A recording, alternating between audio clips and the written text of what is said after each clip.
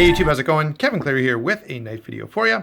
Today we're taking a look at the Artisan Cutlery Shark. This knife was sent to me by Russell over at Artisan Cutlery for review. And I did make some comments about this in my first impressions video. I will follow up on some of those. I have noticed some changes over time with this knife that are rather encouraging. So I've got a fair number of things to talk about with this. I've got to respond to some of your questions that you asked.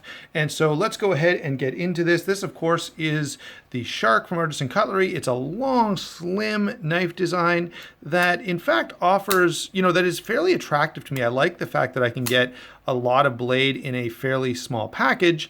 The one thing I will say is this is not quite as small as I had hoped. So we're talking about size and weight. The first thing I want to tell you is this knife is thicker than I really anticipated it being. When you lay it down like this, it looks like sort of a slim, lean sort of knife along the lines of, say, I don't know, the Broken Skull or something like that, but it's actually quite thick in the handle, about 9/16 of an inch. So that's over half an inch thick.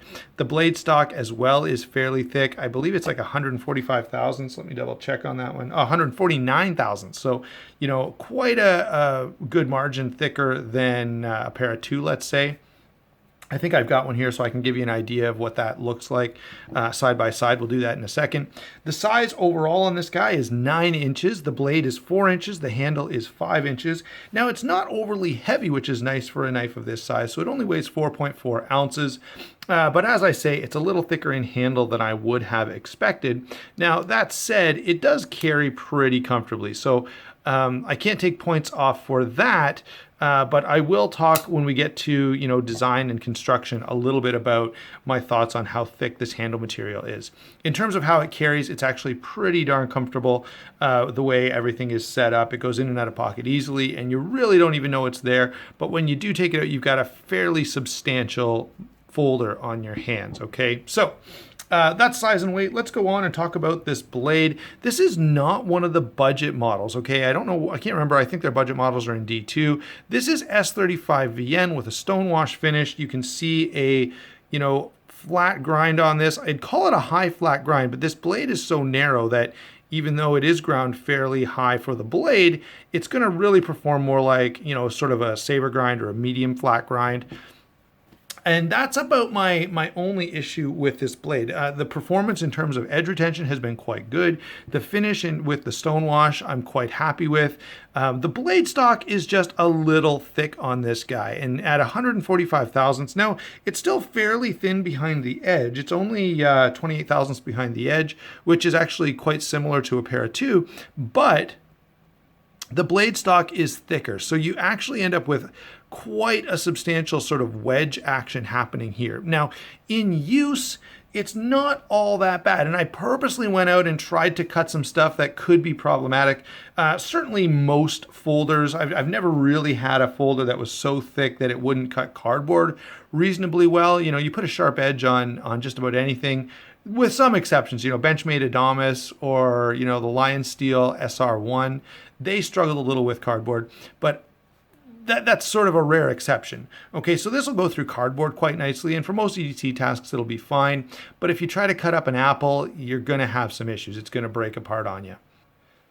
Well, I don't love everything about this blade, and while I would like it a little more if it was slightly thinner, okay, in my actual use when I was doing a bunch of cutting with this, I found, it went through cardboard quite nicely. It went through, string, rope, all that kind of stuff with no issues. It's really those odd sort of, rare, at least for me with my EDC, those rare food prep situations where you're going to notice that this maybe doesn't slice as well as you would like it to.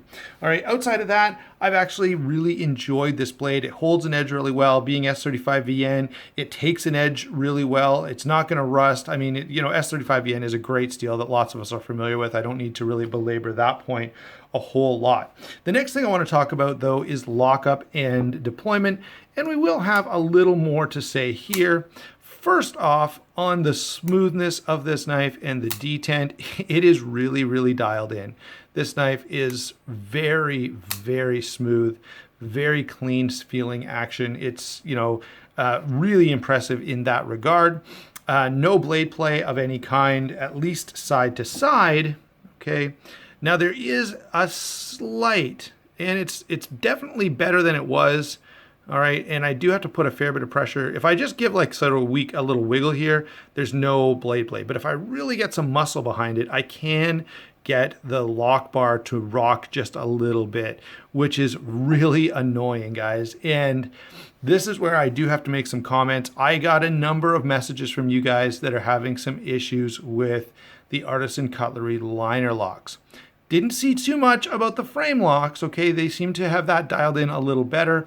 You know, maybe they're having these made by a third party. I don't know what the story is, but they seem to be struggling just a little bit. And that's the biggest disappointment I have in this knife.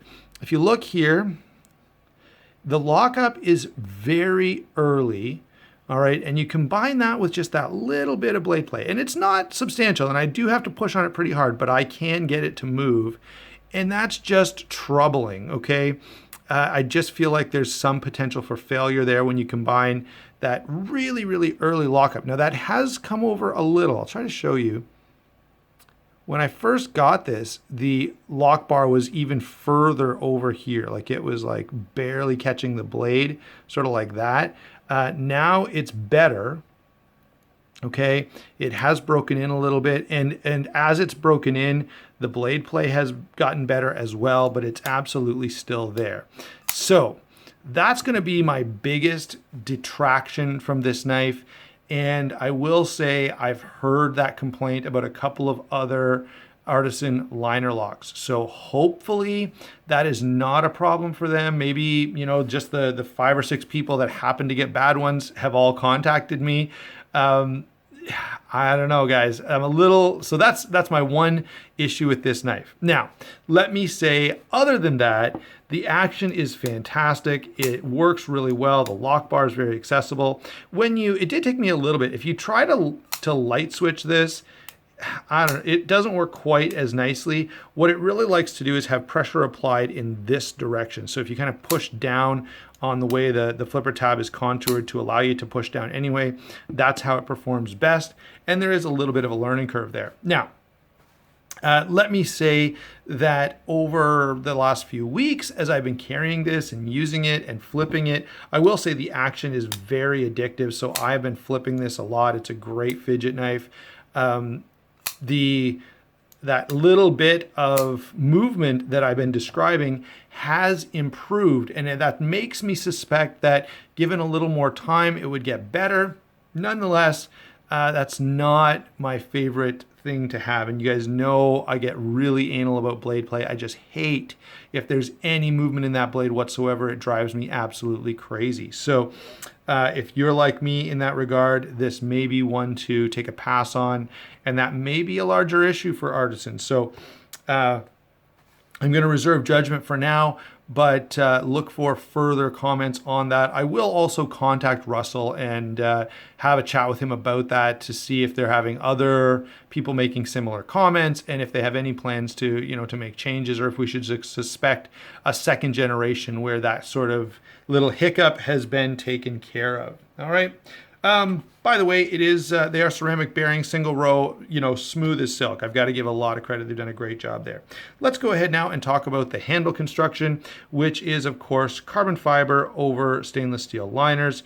And that is pretty well done. It's got a backspacer rather than standoffs, but it's very open. So that's, you know, I don't like a backspacer, or I don't like a backspacer as much if it totally fills this up and leaves the potential for dirt and grime to gather in there. But when it's this open, not really a problem. This does come apart quite easily. Let me make that comment. A couple of you have looked at the pivot there and said, well, how do you get that thing apart? But if you have any torque set, you'll find that your small flathead screwdriver, your slot screwdriver fits right into one of these spots, and this opens up really, really easily. All right, and I have played with that a little bit and found that it works quite well. Okay, I have no complaints. The pivot is adjustable, or you can, not only can you adjust it, but you can take the knife right apart pretty easily using just the slots that are cut into the pivot screw there. Okay, so In terms of construction, I have no major issue with, the quality seems there. It's put together right. Everything functions generally the way it should. The one issue I do have, though, is an ergonomic one. I guess that's not even right. Ergonomics it's comfortable, but in the overall knife, again, when I saw this, my expectation was, and that's my expectation, okay? Not that they necessarily designed it that way, but my expectation was for like a slim, lean, slicey type of knife. And that's really not what this is. Both the blade stock is pretty thick and the handle is pretty thick.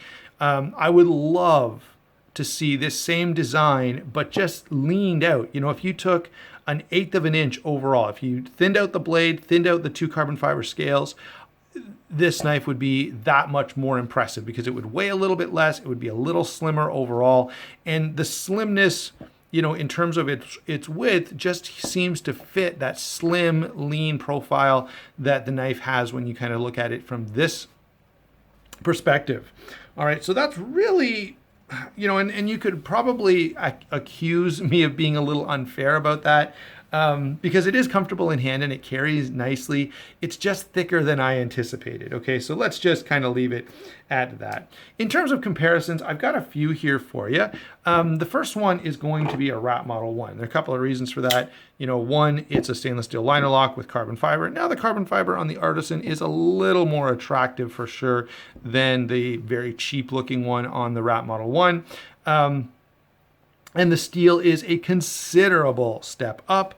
But I will say this, the liner on the Rat 1 is very confidence inspiring, just solid as a rock, where this guy is not quite what I'd like to see. Let me bring in a couple of other overseas knives. Of course, here is the Artisan Zumwalt. I always forget the name of this knife. For some reason, it's just one of those names that I cannot remember. But this is the Zumwalt. And as I said, the issues that I described with this knife are not present in this nor the Tradition. And the other tie frame locks from Artisan seem to be doing a pretty decent job as well. What else have we got here? Let's bring in a pair too, just because, S35VN. Now, obviously, there's no carbon fiber here, but it is sort of a liner-ish lock. You can also, this is a good size comparison because everyone is very familiar with this as well. Since we're talking about an overseas produced knife, grab the Best Tech. This, of course, is the Starfighter. I didn't happen to bring my Best Tech Paladin today, which would be a decent comparison, although the steel, again, on the Artisan is going to be considerably better. These two companies seem to be doing fairly well, although I will say that the little hiccup with the Artisan liner locks is a bit off-putting. You don't hear that kind of thing, or at least I haven't up to this point from Best Tech. One other comparison I wanted to bring in here, and that is the Civivi, because this guy is really, offering a challenge to the budget liner lock out there. Now, this, of course, is not a budget liner lock, okay? But the Civivi brand is really, really well done. The steel, of course, is not even close to comparable to this, but I've got to say, this guy is pretty impressive. And the problem, and the reason I'm kind of bringing this in, is when I can get the kind of super solid, confidence-inspiring lockup that I'm seeing here for $42, when I spend considerably more than that, I do pretty well expect perfection. And from a knife at this price point, it does need to be perfect, right? Not only in terms of fit and finish and materials, but especially in terms of function and lockup. And they're just, Lock Rock is not cool with a knife at this price point. So overall, what do I think of this knife? I think it's a cool design, and I think it's almost awesome, all right? It has a number of things that it's done really, really well, but just a couple of glaring issues there. One, overall, I just find this knife a little too thick, a little too heavy duty for, I think, it's what it's trying to be. It looks slim and lean, and then it's really not. It's actually quite kind of thick and bulky. Which is a little off-putting, but the biggest issue for me is that little bit of blade movement up and down, which does drive me absolutely insane. If you were going to buy one of these, let's say you're looking at this and you go, Kevin, I just love this. Well, number one, they do have a titanium frame lock available. So I would suspect with the titanium frame lock version of this, you wouldn't get the issues that I'm describing now. If you are absolutely determined to buy either this or the budget version of it with the G10, then I would want to handle the knife first. I would want to get it in hand and make sure it doesn't have that little bit of blade play that I'm describing, because I have heard a number of people mention that there's some issues with the lockup. Okay, so that's my overall take on this knife. Great design. The intentions behind this knife, I think, were really, really on point. Just the execution was a little shaky. All right, thanks for watching. Don't forget to like and subscribe, and we will talk to you soon.